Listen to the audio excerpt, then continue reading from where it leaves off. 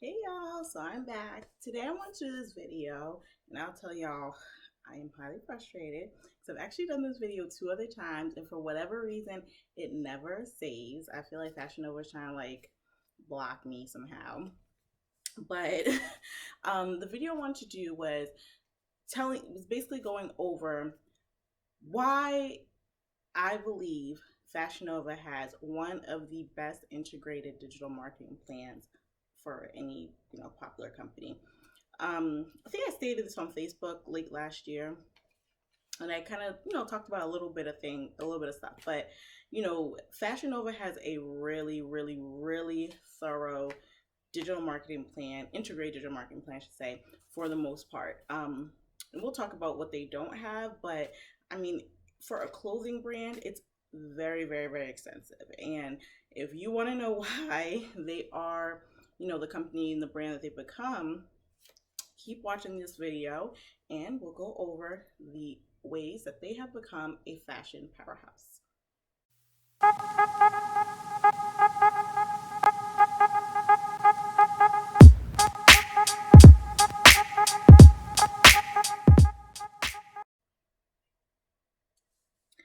Okay, y'all. So number one, influencer marketing. Okay, so you might not know what this is by name, but influencer marketing is basically like Cardi B and other people who are really popular and people follow them and have a good following, basically promoting the brand. And sometimes they usually get an affiliate link, a code, something like that, where they're also getting a kickback on how many people actually order from whatever they saw per that influencer. So there are two types of influencer marketing, guys. There is macro, which is the really big level. So that'd be somebody like a Cardi B, or the micro level. That could be somebody like, I'm trying to think of a good example. For example, Glamazante. I don't know if any of you guys follow her on Instagram, or somebody like, maybe some of you have a following, but it's not Cardi B level, but you have a pretty good following in your area. Guys, the one thing that people forget about Instagram is that it's not only about followers, it's about likes, it's about comments, it's about people who in engagement. It's about that people really trust you. Sometimes you can get people to like your page and they never interact. They don't even, really care about you. But if you have a really engaging audience, you have a lot of comments on your posts, people interact with you. When you go live, they want to see you live, things like that. That is somebody who could be a micro influencer. Even if they don't have millions of followers, they still can influence an audience. And that audience could really be a revenue driver for any brand. So those two things definitely are part of the influencer marketing strategy that Fashion Nova uses. Now, obviously these celebrities actually wear the clothes, so it's a little bit easier to believe them.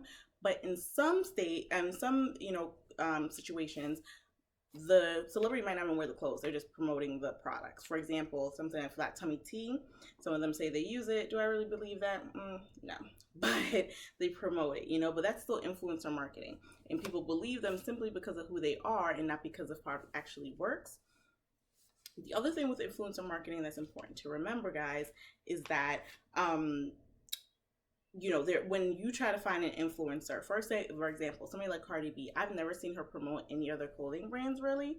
So I'm pretty sure she has an exclusive contract with Fashion Nova, so that she doesn't, basically they're not competing against other brands, right? Because it wouldn't make sense for them to put all this money into Cardi B and her influencer marketing, dollars, and then she is working for another brand that can potentially be competing with Fashion Nova. So I'm pretty sure the bigger influencers that Fashion Nova uses, they are the only ones that they have a really exclusive contract. But somebody like a micro influencer, probably not so much. They probably do promote other brands, but it's just one of the brands that they would also choose. So that's number one, guys. Number two, email marketing. Email marketing is so important to your digital marketing plan for multiple reasons. One, you're building a list, and you're building a list that you own. You can't email somebody if you don't have their email, right? So that means that you don't just live on Instagram or Facebook or Snapchat or Periscope or Pinterest, or whatever else that you're using to promote yourself, okay? Or wherever else you have a following. Remember when Instagram went down twice late last year and people were freaking out? You know who wasn't freaking out? People who have an email list. Your email list is your wealth, guys. You have to make sure that when you're building your list on Instagram, you find ways to push people to an opt-in page, a landing page, to your website, somewhere that you can capture emails, okay? Emails are your net worth. That is your revenue. You want to have emails because that's how you can retarget people and continue to target them, even if they stop using Instagram, even if they don't follow you anymore, even if whatever Instagram doesn't exist one day, you could still reach these people, okay? So email marketing is really, really important. With that, you actually have to have email marketing campaigns that you put out.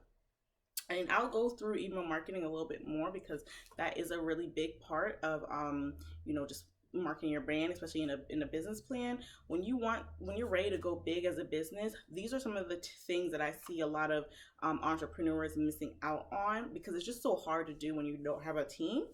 So one of those things, like I said, is email marketing. And so if you are going to start email marketing, you're going to have a platform to push these emails out. Two of the most popular are MailChimp and Constant Contact. You can get free platforms with those two. I believe you can actually do it through HubSpot as well. But I would say the most popular are MailChimp and Constant Contact. And you can get free accounts, but once you get to a certain amount of email subscribers, you have to pay for the service, okay? And also for other luxuries and conveniences and functions on those platforms. So email marketing is the second one. Number 3 is social media marketing. Social media marketing is not the same thing as influencer marketing because not all influencers are on social media. Some influencers might just have a blog and they're not really that active on Instagram, but their blog is popping. So there's different ways for people to be influencers. Social media marketing is us really talking about, paid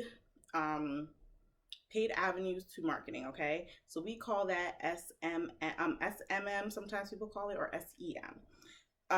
But you can also have it in a larger scale where we're also talking about organic marketing that's pushing traffic, but mostly we're talking about paying for stuff, okay? So you might see sponsored ads before on Instagram, on Facebook.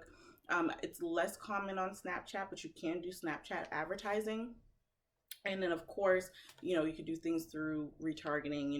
For example, you might forget, you go on freaking Instagram and you check out a page and then you're wondering why when you went to Facebook, that same page seems to follow you in an ad. That's because, my friend, that is a power of social media marketing. That's retargeting. That once there is the philosophy through studies that you have to see something 7 times before you decide to purchase it. So retargeting is helping you continue to see that to the point where you're like, dang, I just need it, I guess. I really want it. I can make it work. I can pay for it, blah, blah. That is what's happening when you're doing retargeting of ads, okay? So social media marketing is paid traffic that's going to help you through social media, that's going to help you promote your product, okay? For example, you might see on Facebook, you can boost the post, okay? All those kind of things are part of social media marketing. Number 4, SMS marketing, which is what we call text marketing, basically. So Fashion Nova is really good with this. You'll get a text message after you got the email, after you got the retarget. Like, they are coming after you, child. They're not going to let you forget that you need to go back to that website and order. Even if you put something just in your cart and you already have an account with them, they will find a way within a couple hours to send you back a message like, did you forget your cart? And that would happen through email. Sometimes they even do it through social media in the sense of sending you an inbox message in your Facebook. Guys, there is extensive stuff that you can do. And there's a lot of things that most companies don't even touch, don't even know about it. You can, retarget people based on area code, based off of discretionary income. I mean, if you really want to get nitty gritty, you can get nitty gritty. I mean, for a price, for sure, but you can get really, really, really crazy with this stuff. It's almost kind of scary how easy it is for them to get to you.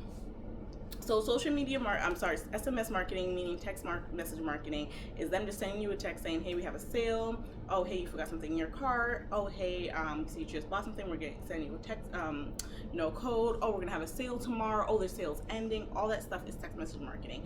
And I think one of the positives about that is that everybody usually has their phone in their hand. So you're going to check, even if it's not, for me, I'm at work, I have kids. So I usually check my phone if I see something come through because it might be my daughter. So, I might see that. Maybe I don't respond right then, but I still saw it, right? So that's one of the impressions in my head to contribute to that 7 before I purchase. Next one is SEO marketing, guys. So SEO is search engine optimization. That is a free organic form of marketing, okay? And when I say free, I mean you're not paying to have it, it's not like a paid form. It's not like an ad. However, I mean, you might have to pay someone to actually do it for you if you don't know what you're doing, which is, SEO is definitely an art in itself. Most people who would do this either might be a very, very experienced experienced marketer, or a lot of IT professionals are really good at SEO, and that's because this links to your website, to any content on your website, and any content that you put on other platforms like YouTube and Pinterest. Guys, don't forget that YouTube is one of the biggest search engines, actually. So when you have content on YouTube, and you run something through Google, YouTube videos might come up. Pinterest boards might come up. So those two, Pinterest and YouTube, are great places for you to be putting content that can lend to your SEO strategy, okay? So SEO is search engine optimization. So that's basically, for example, I think this is Fashion Nova, I don't know. I haven't bought from Fashion Nova all year. Yay me, because I used to spend so much money there, guys. If you like this outfit, guys, I also put, links for outfits like this that I'm selling. But anyways, moving forward, for example, if I'm selling something like this, right, and somebody went and looked, and it's a two-piece set, right, so it's a crop top and pants, and if somebody went and looked up on this and saw, maybe they put in something like a two-piece pant set, that is going to help people find something like this, okay? If somebody put in Fashion Nova two-piece pant set, that might help you come up with this. If someone put in Fashion Nova black and white two-piece set, those things all might help you find this outfit, okay? So that is what search engine optimization is doing. You're using keywords that are related to a product or an item or whatever else you're trying to promote to help drive traffic to your to wherever you want them to go, okay? So that's where it's really important with your website it's not only about building the website, it's about building the website also to optimize it for SEO, which anybody really who does websites should be doing that. There should be a plugin to help for SEO. Even if they're not doing your SEO right then, they should have the capability to make sure that your SEO is intact. And I might do a video on that later about different plugins and things that you can do in terms of building your website that will help optimize SEO. Next is SEM marketing. So SEM and SEO are very much linked, but SEM is the paid version. So SEM, PPC kind of go hand in hand, right? So search engine marketing and PPC being pay per click. Pay per click really refers to Google Ads. So for example, sometimes when you put something into Google, you'll see maybe 2 or 3 things at the very, very top, and it says next to it on the left-hand side, ad. That means that that's a pay per click. They pay to have that position on that page, okay, based off of keywords that they anticipate people will put in to find their product. For example, if I'm selling coffee, I might just put in coffee beans, coffee, Morning Joe, things like that, okay? And my ad, based off of whatever those keywords, would hopefully pop up if I'm paying for it. Guys, remember, Google Ads can get really expensive, guys. So, you have to essentially bid on these keywords, and some keywords are much more expensive than others. I mean, imagine something like pharmaceuticals. Like, that is probably really, really expensive compared to getting more granular about what you really do, like an ORS, which is an oral rehydration solution. That might be a little less, right? But even so, you're still going to be competing with other people. So if you have a product, but then, you're competing against like Pedialyte, which is also an ORS. So those are the things you have to think about, is that what are the good keywords that you can use, especially if you don't have a big budget? What keywords can you use to put into a Google ad and a PPC campaign that are going to be effective but low cost? And maybe it's not the ones that are going to be millions of impressions, but maybe you're going to focus on stuff that's going to be a couple thousand or a couple 100,000, depending on what your goals are, okay? So that's SEM marketing, PPC. The last two are kind of a little bit peripheral and not really necessarily really, I'm not gonna say it's not common. People might not always consider them when they're thinking about this, but the next one is the website, guys. I know so many people who focus on Instagram and stuff, and they run Instagram like it's their website, and they don't have a real website, or the website's so archaic. Your website is definitely a digital marketing asset. people will go there. Especially if you have a boutique, your website has to be user-friendly, functional, all of that. People don't want to go see dead links. People don't want to go and have like tech malfunctions all the time, or pages that don't route to the right places. Like those things are really, really annoying. There are plugins that you can put in that will actually notify you if you have broken links on your website, because especially for something like Fashion Nova, they have tons and tons of links because they've sold tons and tons of clothes. Maybe there are errors, and there are ways to help them mitigate that without having to have somebody who's actually manually clicking every link all the time, because that's really not possible with a brand that big. So definitely put a lot of thought into your website, from the platform that you use to who's going to actually be maintaining it. If it's you, make sure it's something that you can easily work on, something that you can maybe do mobilely, and then branding, functionality, user experience, all of that stuff is really, really important to consider. Last is viral marketing. So guys, viral marketing, which is like what everybody wants to do, right? They want to go viral. And that's basically what that is. Viral marketing is basically just something that you promoted that goes viral, or you intend to go viral. Like the Kiki challenge, right? So things like that. That's viral marketing. That's not something that you can pay for. That's kind of just based off of what's popular, how people react to things. And sometimes people don't react to things the way that you anticipate. So one thing that's always been frustrating for me working with CEOs at times as a marketer is they expect everything to go viral. How can you make this go viral? We need to make this go viral. And it just does not happen like that. So it's better for you to focus on realistic, tangible strategies that can work rather than just going viral. Now, the one thing that Fashion Nova does not do very well, which I think should be one of their focuses, and for you as a brand owner also, you should think about integrating this into your plan, is content marketing. So content marketing is basically exactly what it sounds like. Content assets are going to help promote and push traffic to your products and paid and products, social media, whatever call to action that you have. So for example, that could be writing a blog article, top 10 trends, clothing trends for summer 2020. So I post some things, and then all these links though will post to Fashion Nova or something like that, or to whatever your boutique is, right? That is a great way of doing content marketing, especially for a clothing brand.